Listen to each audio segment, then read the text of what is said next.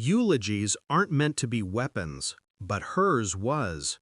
My husband's legacy will be carried on by his real sons, she said, eyes fixed on my two stepbrothers. The mourners nodded like sheep. Then her gaze cut to me, cold, final. You are not needed here. It wasn't grief that made her voice tremble, it was triumph. I stood. The pew creaked beneath me, and whispers trailed in my wake as I moved toward the exit. My hands didn't shake, my steps didn't falter. On the surface, I was calm. Inside, something shifted.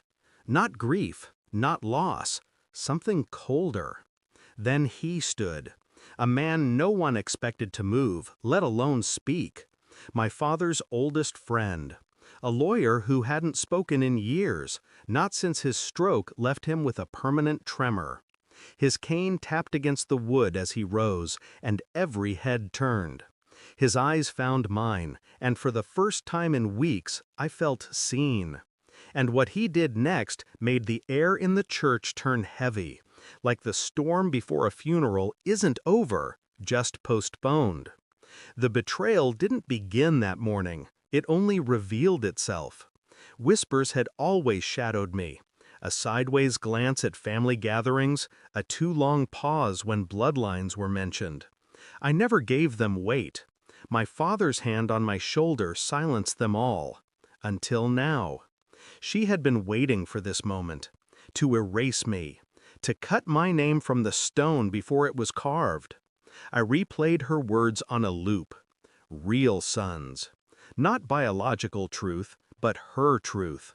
The one she'd been stitching behind closed doors, whispered into my father's ear when illness softened him. The same illness that silenced him before he could set the record straight. Was I his son, or just the shadow she tolerated because she couldn't erase me while he breathed? Denial clawed at me, but suspicion grew sharper. The lawyer's sudden movement wasn't coincidence. He knew something, and she knew that he knew. Her jaw tightened the moment he rose. That was the tell. I didn't confront her that day. I didn't need to. Rage makes mistakes. Silence doesn't. Instead, I began to dig. Old files, hospital records, letters my father never meant to be read by anyone but him.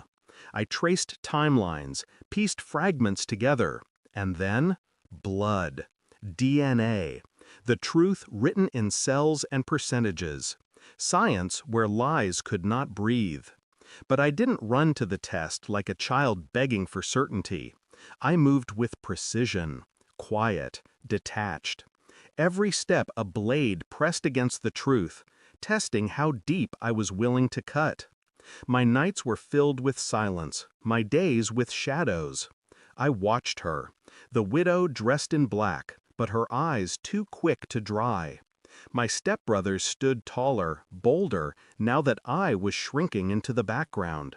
I let them believe it, let them think I was fading. Inside, I sharpened myself. The envelope arrived one morning, plain, ordinary, deadly. I didn't open it right away. I sat with it, letting the weight of it press against my palm, knowing that once I broke the seal, there would be no return. When I did, silence fell heavier than any scream. Confirmed, no doubt. My father's blood ran through me. His legacy was mine. His silence had never been a betrayal. It was protection. That evening, I returned to the house.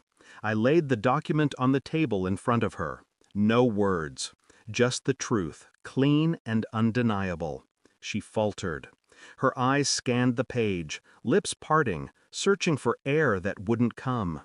My stepbrothers shifted, waiting for her to explain, but explanations don't survive evidence. I watched her, without lifting a hand. You tried to bury me alive, I said finally. My voice didn't rise. It didn't need to. Her hands trembled, but she said nothing. You thought legacy was a game of erasure, that you could rewrite blood. The paper lay between us like a gravestone. Not his, hers. I stood, slow, deliberate. Your sons will live under the shadow of this truth. They will know what you did. And you, I let the silence hang, sharper than any word, will never control the story again. I didn't burn her world. I didn't need to. I simply left her to rot inside the truth she tried to kill. Walking out of that house was not escape. It was reclamation. The weight I carried wasn't grief. It was clarity. My father's silence wasn't weakness. It was faith. He trusted that the truth, one day, would find me, and it had. I didn't need her approval or their acceptance. Legacy isn't given. It's taken back from the hands that try to steal it. At the grave, I stood alone. No flowers, no words, just presence. And as I turned away, I knew one thing with final certainty. She had buried the wrong son. Thanks for watching. Don't forget to like, share, and comment. Subscribe now to Cheating Stories Insight World for more amazing stories.